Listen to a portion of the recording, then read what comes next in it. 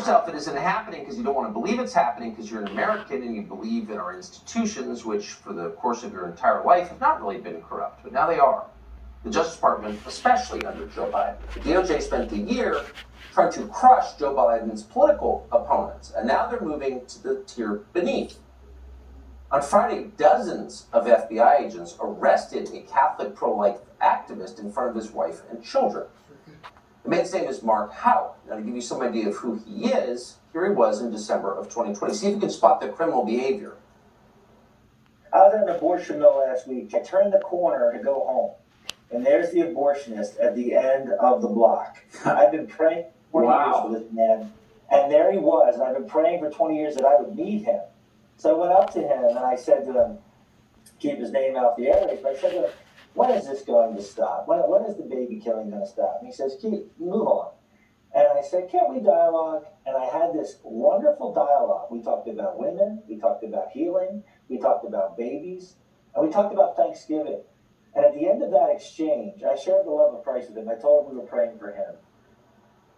So that guy's a dangerous extremist. You may not agree with him, but he's not a dangerous extremist. He's totally nonviolent. He's a man of faith. But Biden's Justice Department has accused him of the crime of obstructing access to abortion. The guy came up to him and his 12-year-old son and got in the son's face, so he pushed him back. The man's name was Bruce Love. Love was harassing his boy. That was it. But for pushing the guy back, and by the way, the matter was also being thrown out of court, but for pushing the guy back, the Biden administration is trying to send that man to prison for 11 years. It's out of control. Judge Jeanine Pirro was the co-host of The Five, some people's favorite co-host, and she joins us tonight. Judge, thanks so much for coming on. So it's hard to believe this is one of those stories where you need to read it twice. Are they really trying to send a guy to prison for 11 years for pushing a guy back and gets in his 12-year-old's face?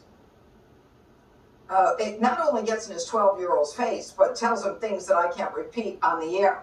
Look, I mean, when you think about it, the FBI conducts an early morning raid at the home of an individual. They have 30 FBI agents with long guns. They have 15 vehicles that surround the house.